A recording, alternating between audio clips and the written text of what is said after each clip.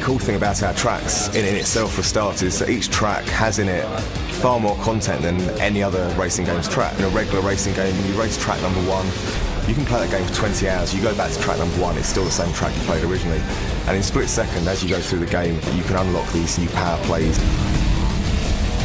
We also have lots of split routes that are opened by triggering explosions in the environments and destruction.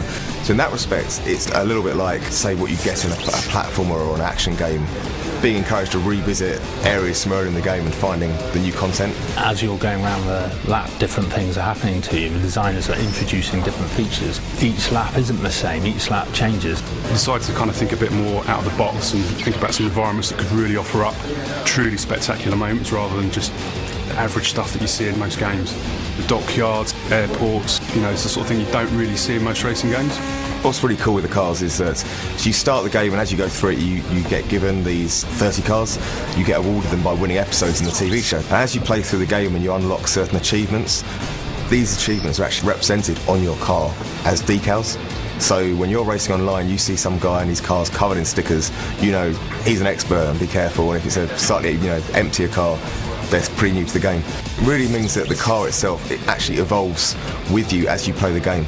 We kind of wanted to steer clear of kind of compact cars and hot hatches. We wanted something that feels big, meaty, that feels like it's, it could handle the kind of destruction that's been thrown at it by the game.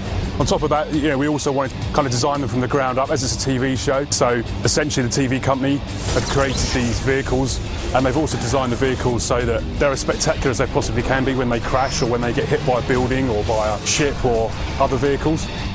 We didn't want one car to be miles faster than others. Ultimately, they all need to be competitive. So really, it's more about their handling characteristics rather than their handling abilities. If someone wants to take the car from the start all the way through the game, they can do.